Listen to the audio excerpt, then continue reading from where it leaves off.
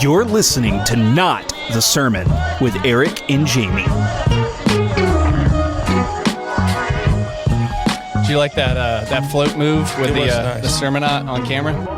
It was nice. That's nice. Hey, welcome to all of our sermonauts out there in podcast land. Jamie would really crucify you for talking before them. He would have ripped me. I mean, it would have been. Guys, we have a confession to make. So Jamie is not on this podcast. He is currently on a ministry trip, and I want you to know there's a lot of abuse that happens behind the scenes. In fact, just there, Alex can testify.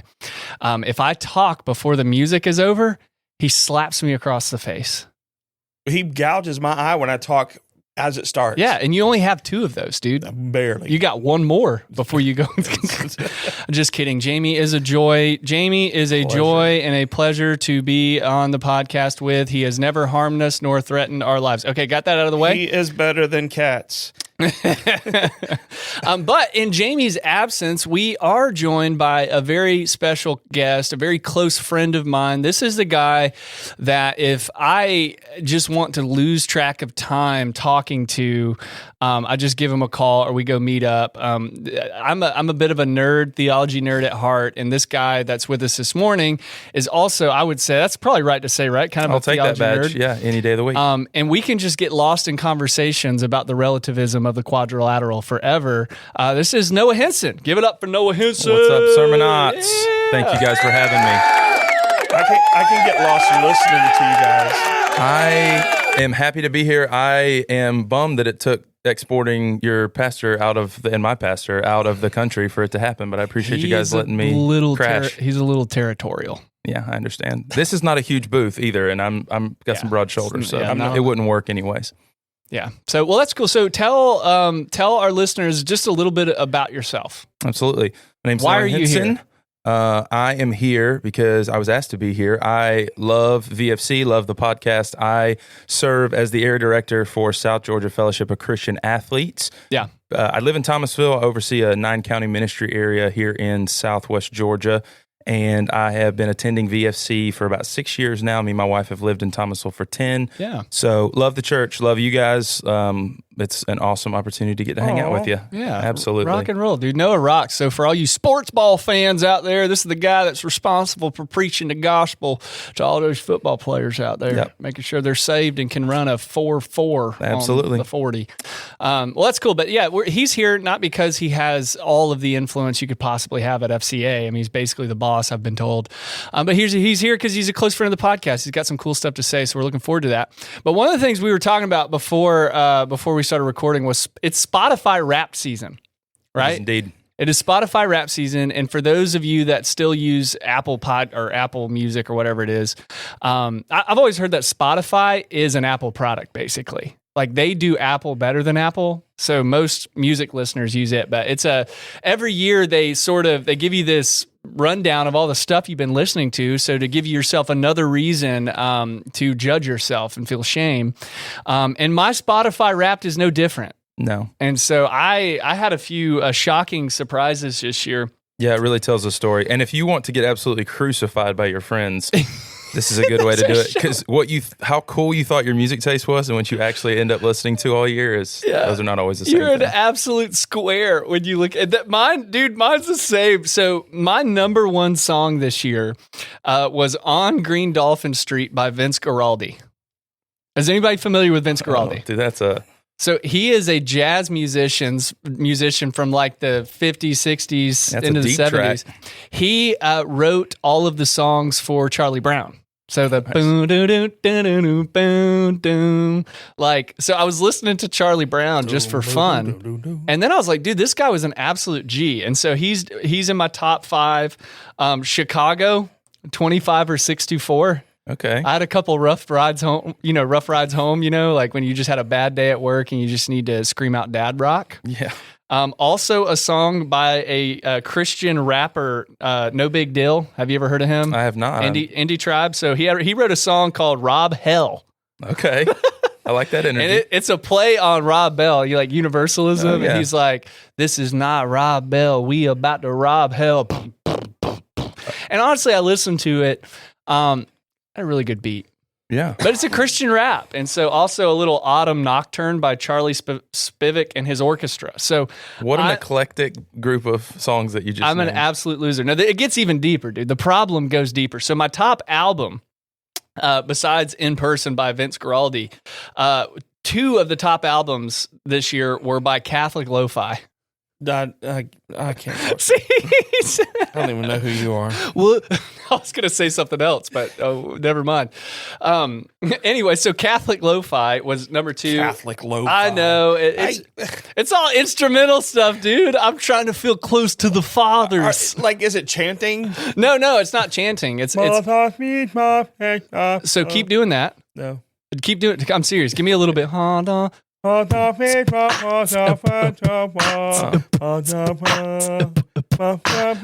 That's basically what Catholic Lo-Fi is.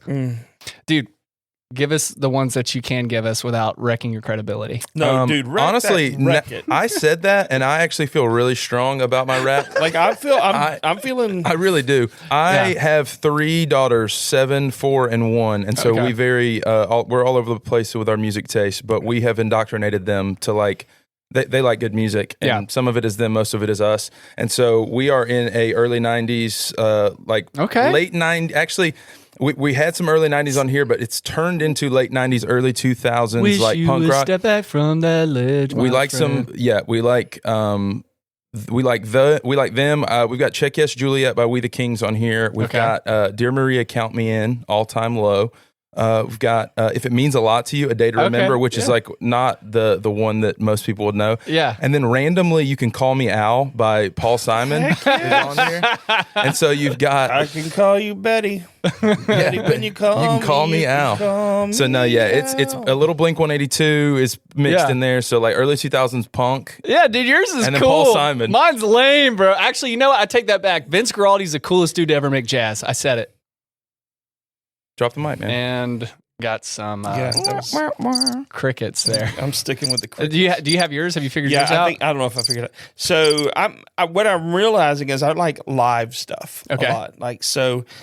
So you like poor audio quality? No, I like authenticity. Okay, I hear you. To the one I love, Corey. What's his name? Corey Miller. Okay. It was number 1, which is a worship.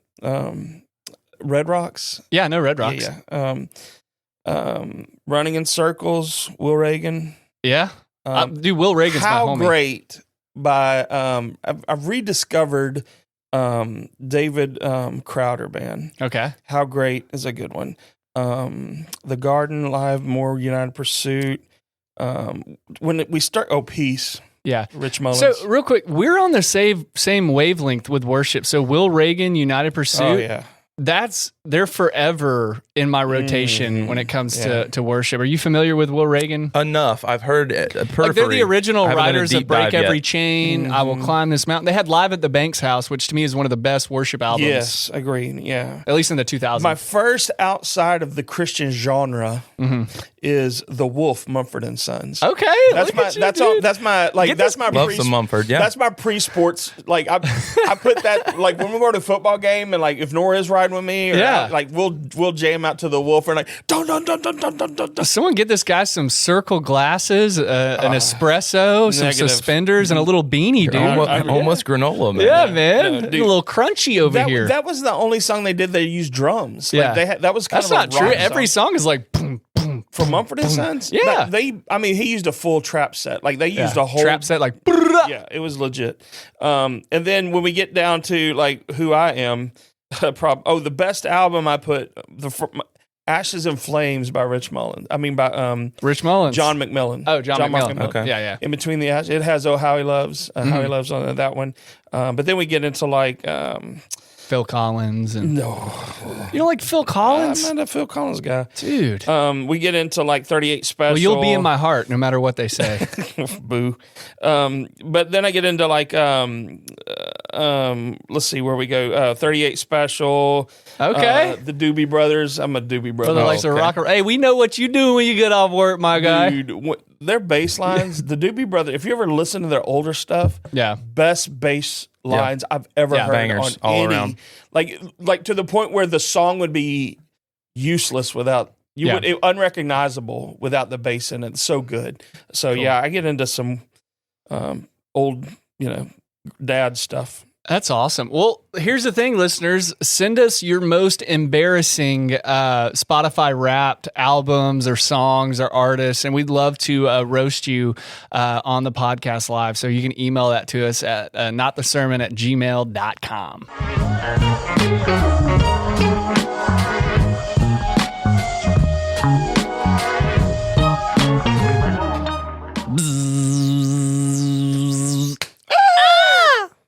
Moving into our next segment. This segment is usually called Pester the Pastor, but we don't have Jamie with us today, so we're going to have to pester the parachurch pastor today. Bring it on. Pester the Guester is what we said earlier and hoped it wasn't a curse word.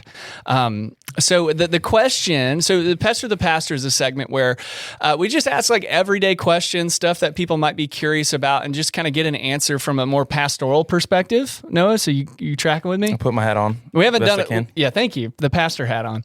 You have to understand, I didn't really prep him at all for this, so he's just getting thrown under the bus. So I instructed you earlier, don't say anything that might get you fired, right? I'll try my best. All right, cool.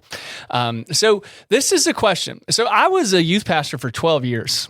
And throughout the entire duration of my 12 years, FCA, Fellowship of Christian Athletes, has been a part, at least in some way, of my youth ministry experience, whether it be I volunteered at schools as a person for FCA, going to local schools and doing Bible studies and doing stuff like that.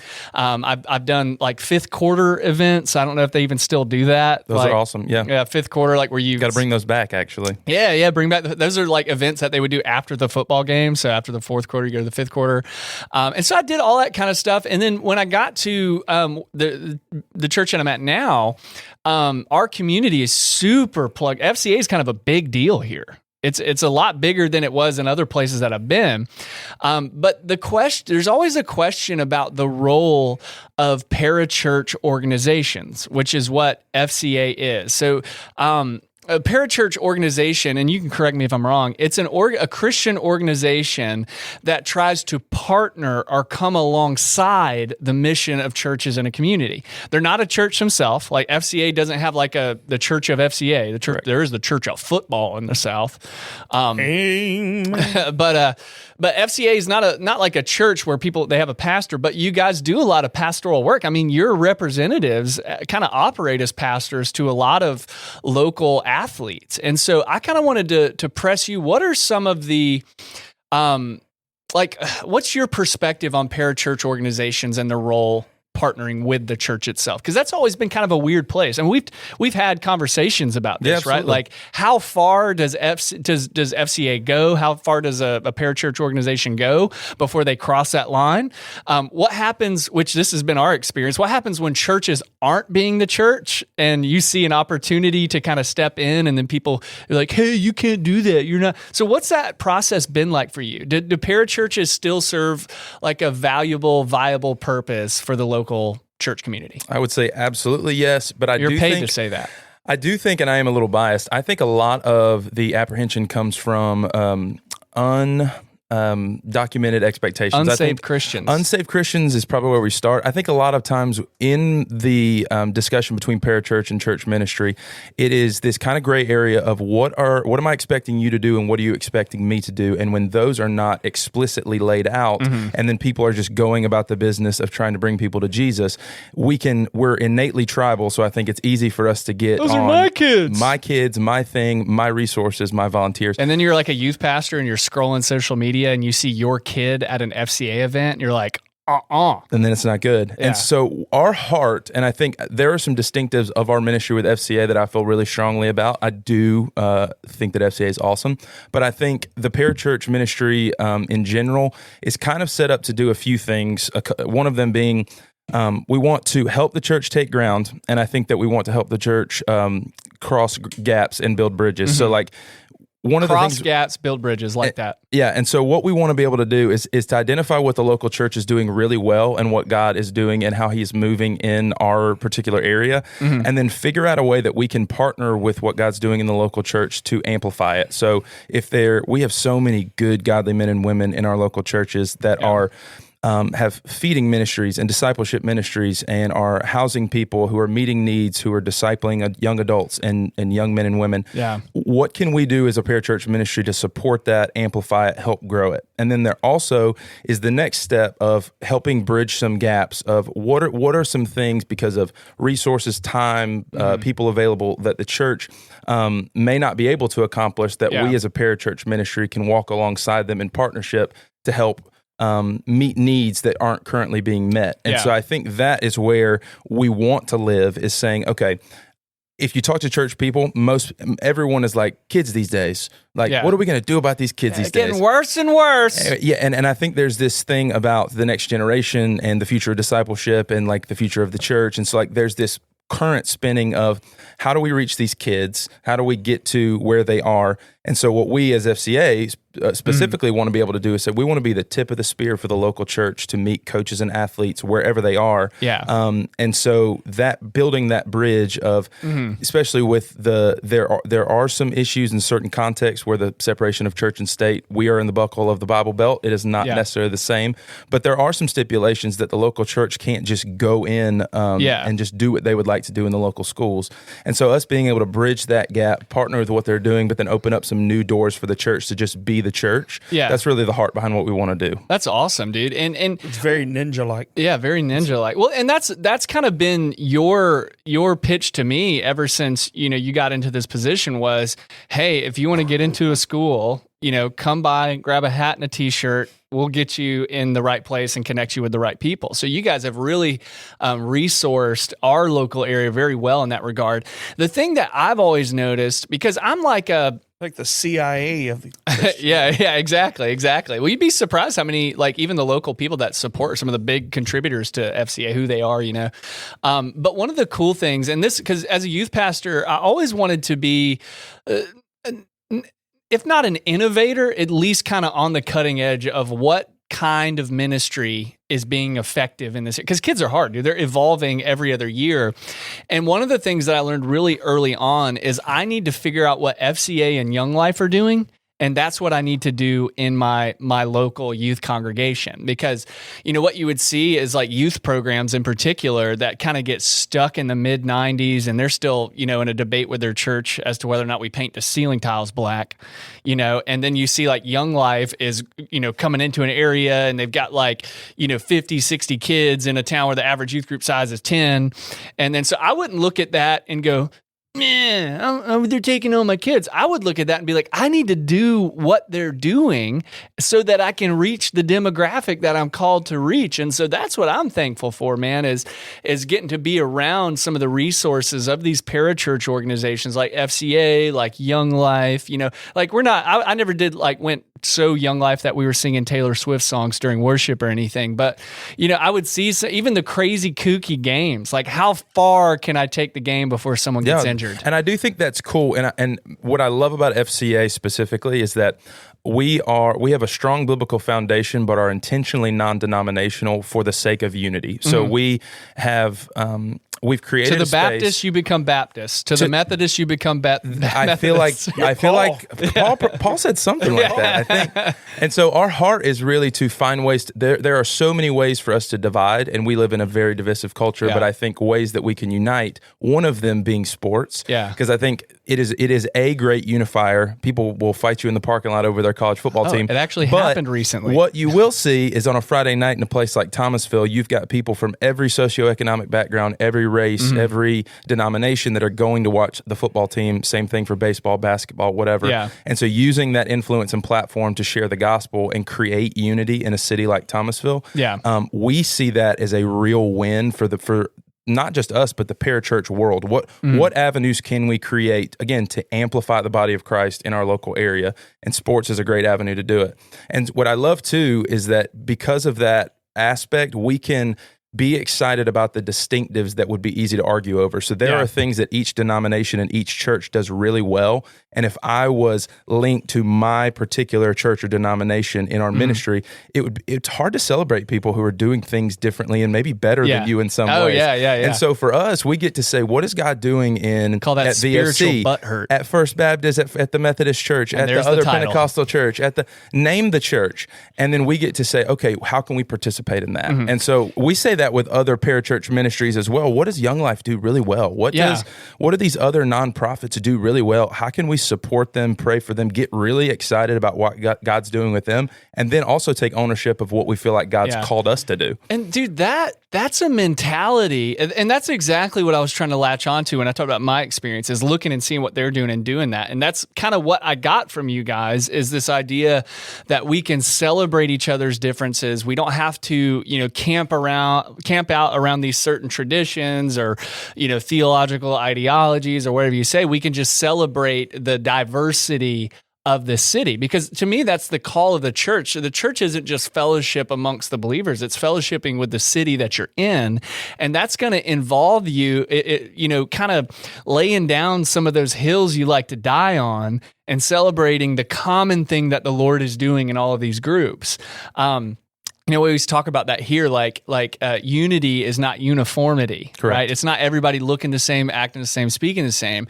It's sharing this kind of common love for Jesus, and then just being excited about what he's doing. So let's wrap up this conversation with. Let me ask you this. Maybe it's a two-part question, but let's keep it brief. So number one, what's been the most rewarding part of overseeing this for you?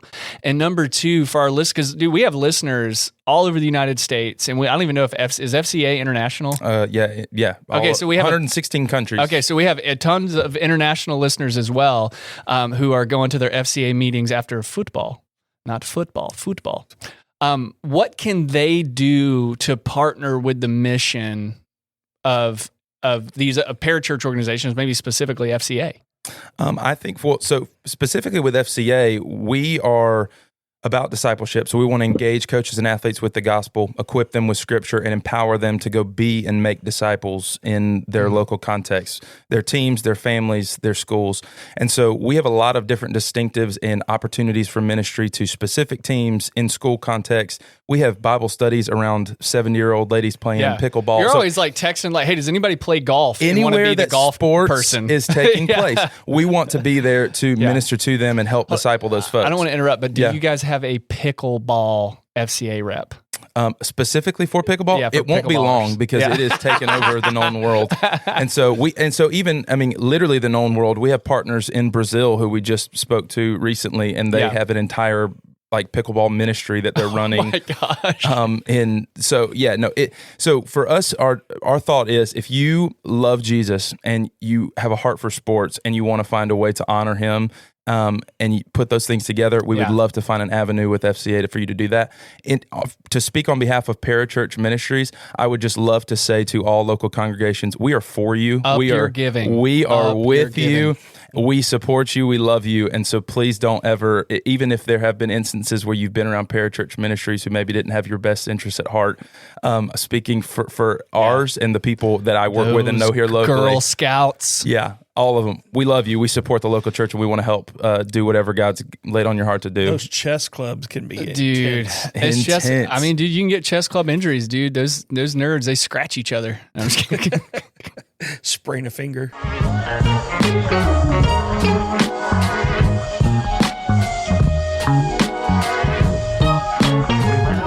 Boom! Are you guys ready for a little shady theology? I can't wait. I guess this is where we're at. This is where I read it. So it's happening. So Shady Theology is a segment where we talk about theology and belief and doctrine and practice that is pretty prevalent in the church, but is just a little bit shady if you're not careful. It's kind of careful to navigate. And we have a really cool question for you guys today. Are we going to sing the song? We are going to sing the song. He sings. I know he does. I'm going to throw this on you, dude, because we didn't talk about this. Is like the one thing thing I think you told me to ask him first is we like to do a little three-part three-part harmony. It's a trio. A trio on the song. Numbers are hard. And it just goes me, me, me, me, me.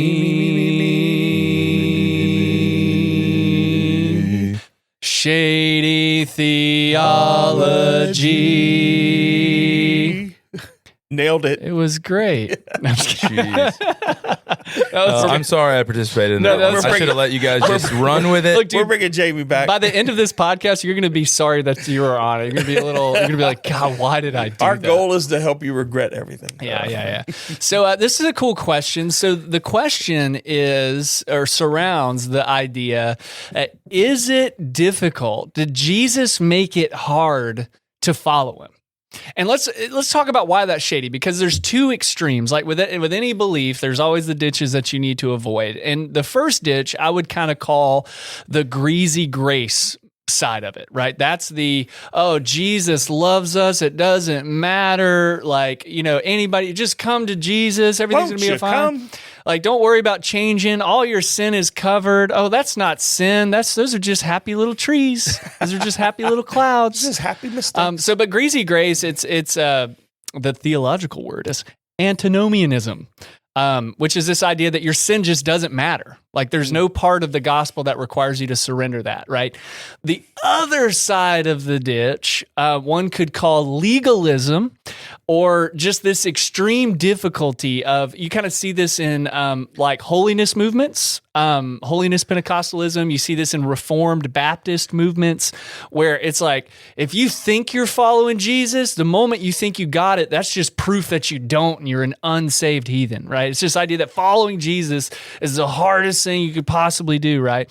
And so those are the two camps, and we see this kind of popping up, from time to time. But let's talk about this, and I guess I'll just go ahead and pose the question, and we'll kind of go around the room. I'll start with you, Noah. Like, what is it? Do you think it's hard to follow Jesus? I do. Jamie said. Okay, that's it. Alex? Yeah. I'm just kidding.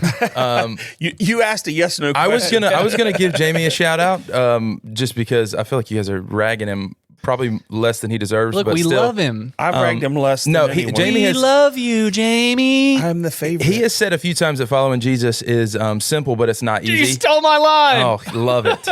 You can tell we both go here. Yeah. No, I think that is a great way to So say frame that it. again. Slow it down. Say it again.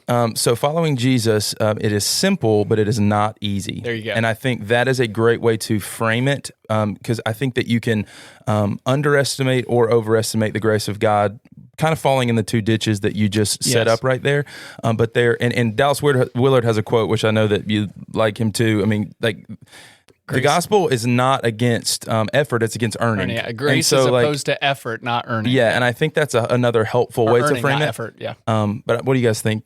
I think it is difficult, but I think it's difficult not because it's earnable. I think it's difficult because there's a great song that guy he said that the lyrics are that God wants the things that you just can't give him. And I think that's where the hard part goes, because what does that look like? He told the rich young ruler, give up everything and follow me. Yeah. He told the man who wanted to bury his father, let the dead bury the dead. Right. Yeah. So like he made it, I think he did make it difficult. But now I think it was different people, obviously, but he constantly was running from hordes of people. People would come to it and wanted to be there, but I think he made it very evident in his ministry that this isn't just something that everybody can do or everybody is willing to do. And when he made them, he was revealing to them that their heart was not where it was supposed to be. So I think it is difficult. When Alex got saved and I started witnessing to him, I told him. We heard this analogy through EE. Alex is your son. Yeah, my son. Sorry, the other Alex. As he refers to sort of himself. witnessing to myself. Yeah, about the man in the wheelbarrow. I don't know if it was a fact or not, but he puts a tightrope across Niagara Falls, and he starts pushing the wheelbarrow back and forth. Draws a crowd. People come. They're amazed by everything. He keeps adding weight. He ends up putting like 110 250 pounds of cinder blocks in this thing and pushes it across, goes back. And then everybody started raising it. He said, how many of you believe I could put 300 pounds in here and do it? They all started raising their hand because they've been watching him do it the whole time. And then so he gets to the point, he does it. And then he says, how many of you think that I could push you across there and back? And they're like, yeah, we think you can. He's like, now who's ready to get in? Yeah. And nobody raised their hand, right? And so when I told Alex this, all I said was, he said, who wants to get in the wheelbarrow? And Alex goes, like he sucked all the wind out of the room. But he needed to realize that there's a cost. And without the cost of our life, right? Like then that's an expensive price, right? And I think that's what I think of when I think of making it hard, because it cost everything. Yeah. And there are parts of me that I gave to God, and there's still parts I feel like I brought back, right? And then I'm still trying to learn how to give. And I think that's where, we work out our salvation with fear and trembling. I think that it's a process of giving up your rights, giving up your control, to bring that back around. Wow, aren't you guys a bunch of downing Debbies over there, dude? I think following Jesus is the easiest thing I've ever done in my life. Let me tell you guys, it's all rainbows and butterflies and Skittles falling from the sky. All right. Now, you guys make a lot of great points, and I agree with both of you guys. I think Jesus describes the narrow path. I mean, the narrow path is obviously more difficult to navigate than the wide path. Wide is the path that leads to destruction. The only way to the Father is through Jesus. If anyone wish to follow me, they must first deny themselves, pick up their cross, and then follow me, right? And so to answer the question, is following Jesus hard? I think it depends on the person, because there is a demographic of people that Jesus said that the kingdom was made for. It was children. Right? Like, never deny these people come to me. Why? It's because children have very little self to deny. And I think if following Jesus means to prioritize him over every other thing, then it's difficult for people that, have Jesus down at the on the totem pole. And so, again, I think it's simple, but just because it's simple doesn't mean it's easy. I think this is a difficult process that we work out. Can I throw one out there too? Sure. Well, and I don't want to throw it straight into like soteriology, but I think that what is salvific in that? Don't you use that term with me? Well, here's what I'm thinking. Don't you get sassy? I'm gonna toss it up and you tell me if it's dumb. So like the difference between being a Christian and being Christ-like. So like you have the thief on the cross, where it is salvation came to him that day. You have Zacchaeus who made restitution, and salvation came to him and his whole family. Yeah. So you have this idea that there's an instantaneous, there's belief through grace that is salvific. But then you have the end of the Sermon on the Mount, where Jesus says that those who hear these teachings and then do them, put them into practice. Yes. It's this argument of works-based righteousness that we've had forever. But when you're talking about the ease of it, I think a lot of it has to do with what we think saves us. And even if we wouldn't say that we're saved by our works,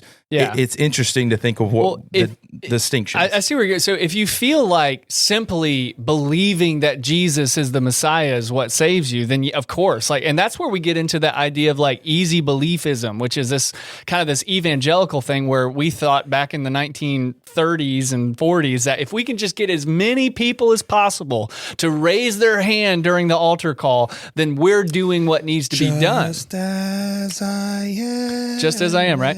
But here's the thing. I do believe that Jesus takes us just as we are.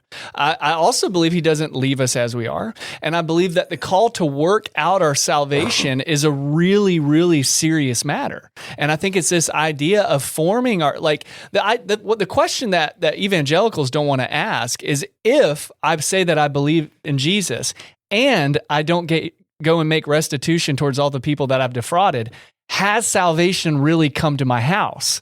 Because if I say that I believe in Jesus and I don't do the thing, I don't forgive the person, right? There's the other line that we love to ignore. Like, if you don't forgive, you won't be forgiven. Where does that fit into the evangelical Romans Road framework? It doesn't fit at all.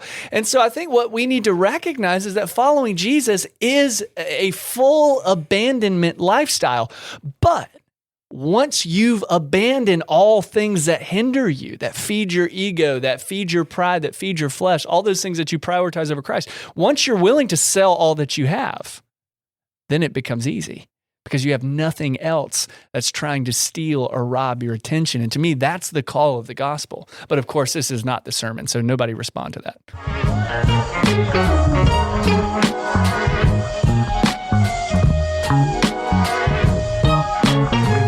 See, he got the bob. Yeah. You have to I'll bob. be honest, I've only ever listened to this podcast on 1.5 speed, so I didn't know what song that was when you first turned it on when we started this podcast. I was like, it sounds off. Yeah. It's because it's not. How do you listen to a podcast on 1.5? You guys are flying, but also it's the only way I can get it done, man. I'm in and out of the car so much. I got to get it while the getting's good, man. Jeez. Well, we're still not giving you half price. You could probably get elders and through 2 deacons podcasts waiting through the line of McDonald's. Yeah. So we're Shout out to moving McDonald's. into our final, and Jamie, I'm doing this for you, buddy. No. Moving into our final seggy. Our final seggy here.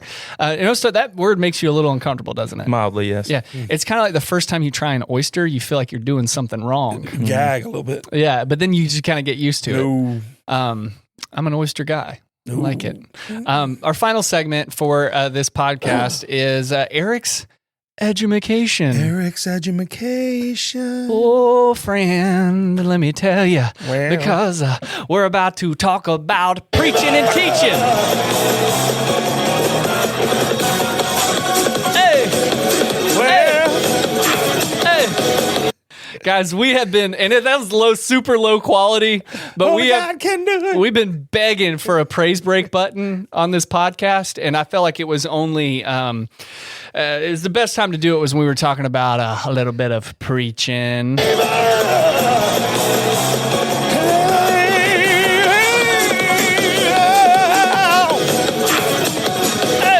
Man, I started sweating just listening to that, dude. Someone get me a rag.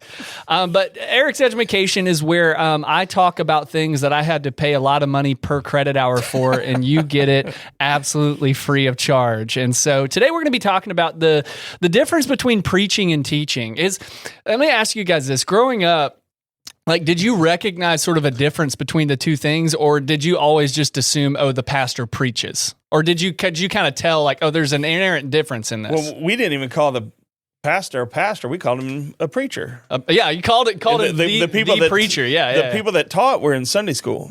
They were the lessers. Yeah, I can second that.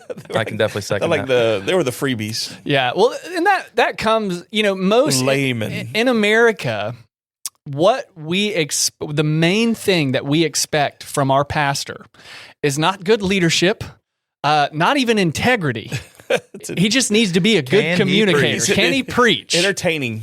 Can I stay awake? The denomination that I was a part of before I went all non-denom on everybody, that was how the preacher was selected. What would happen, and we're from the same tradition, and so if the pastor got a better job at a larger congregation in the next town over, what you would do is that whole month, you would have a different guest preacher come in, and that guy would get hired based off his preaching ability alone. It was auditions. It was auditions. And so I come Y'all needed 3 judges up there. Yeah, well, that was the 3 elders. I'd like to tell you that I don't appreciate the... this dude could have an MDiv. He could have did a stint in Nigeria, like circumcising orphans. He could be an absolute angel. But if he doesn't preach good, he's not getting a job. So that's a very important thing. But here's the thing. I'm a communicator. I'm a preacher my whole life. Even before I was a Christian, I was doing all the speech contests and debate and public speaking.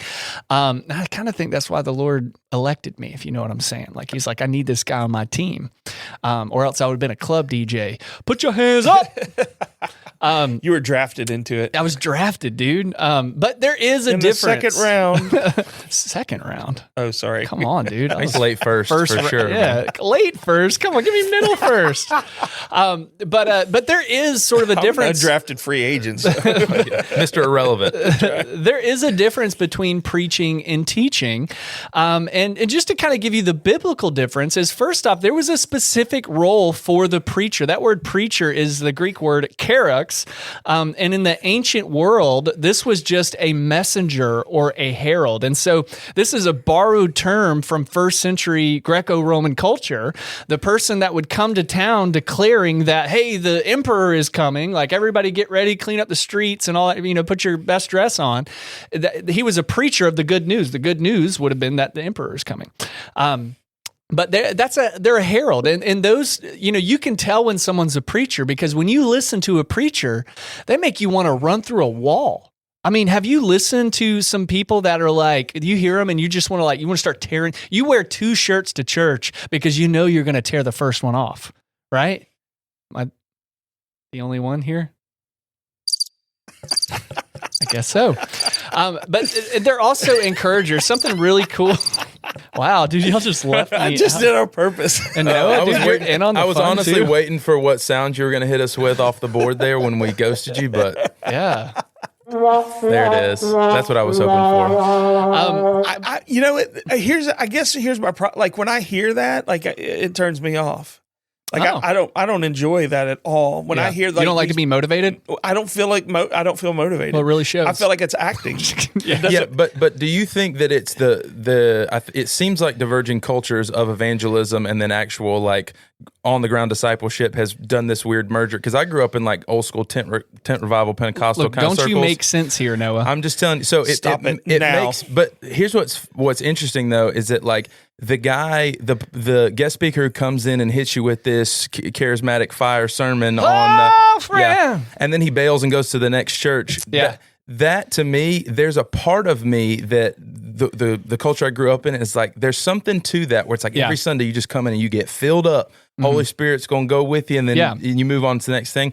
That I really had to learn how to value exegesis and how to value pastoral ministry, how to value sitting with not that wasn't taking place, but from a communication perspective, that was so highly valued. Can you get me riled up on Sunday, man? You got 30 minutes, get me hype and let me go to work, on Monday. Well, what many people say is and it falls into the preaching category. Basically, simply put, preaching in the New Testament context is declaring that Jesus Christ the Messiah came, died, and was resurrected and is coming back. That's the declaration of the good news, right?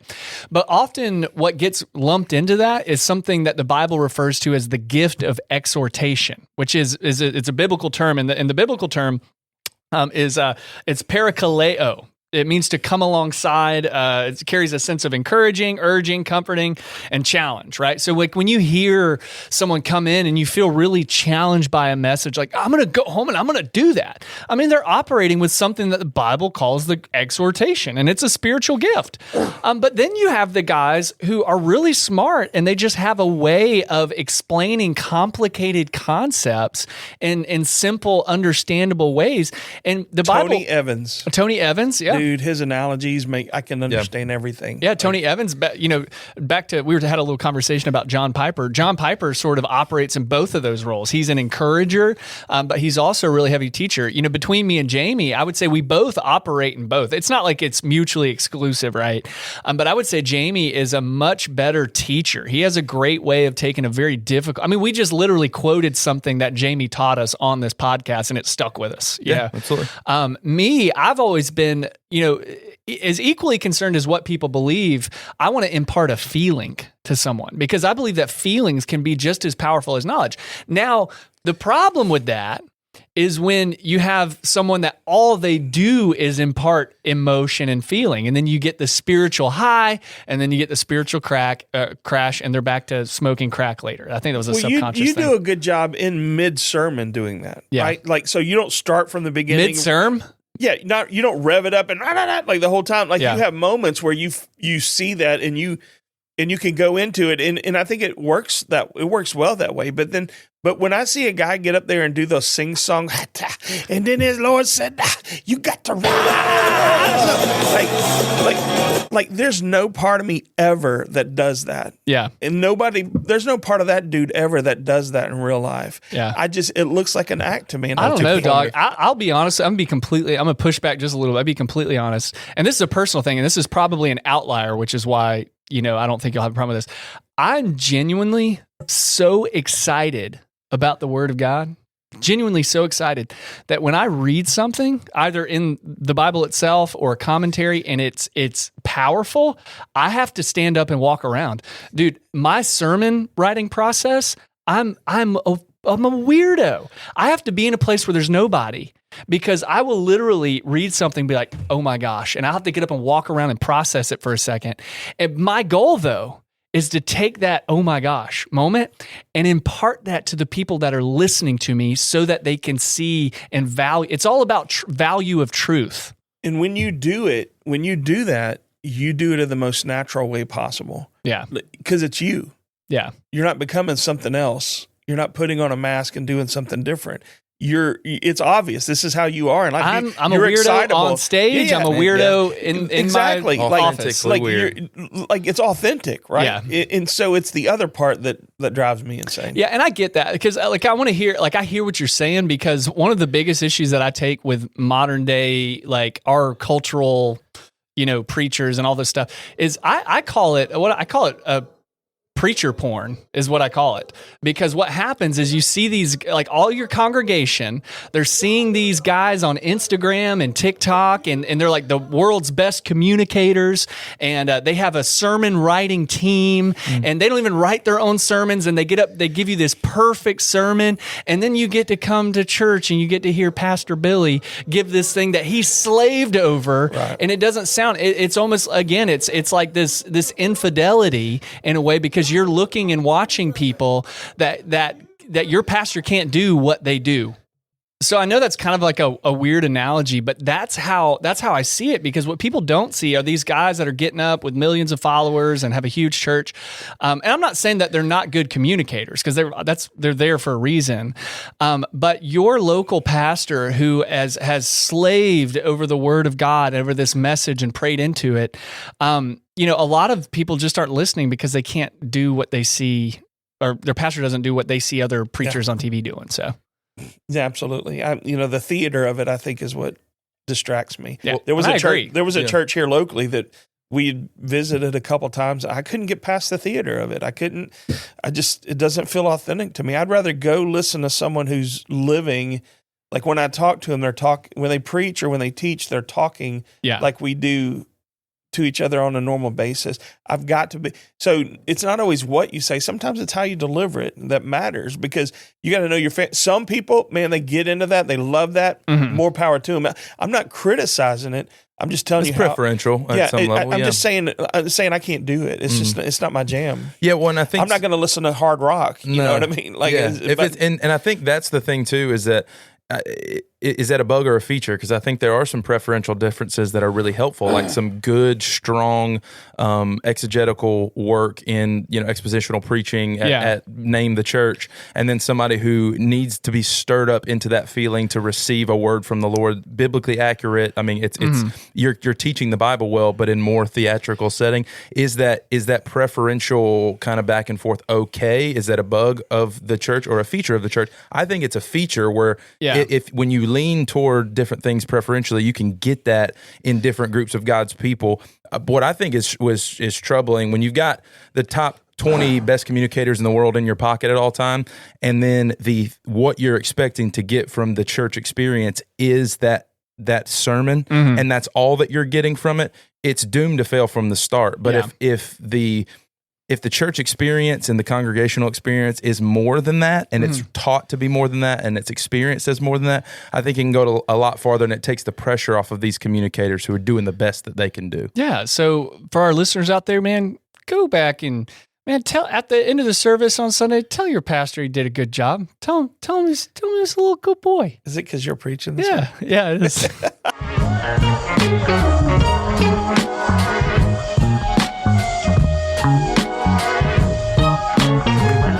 Well, guys, this was a fun conversation. Hey, you did a great job on your sermon. Thank you.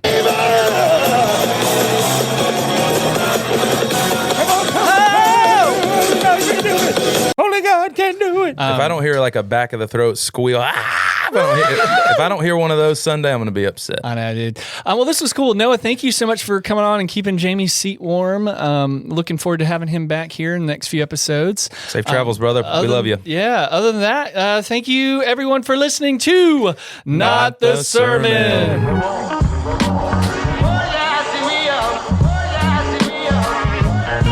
Thanks for listening. This podcast is a production of Victory Fellowship Church in Thomasville, Georgia. Eric and Jamie can be reached at emailing notthesermon@gmail.com.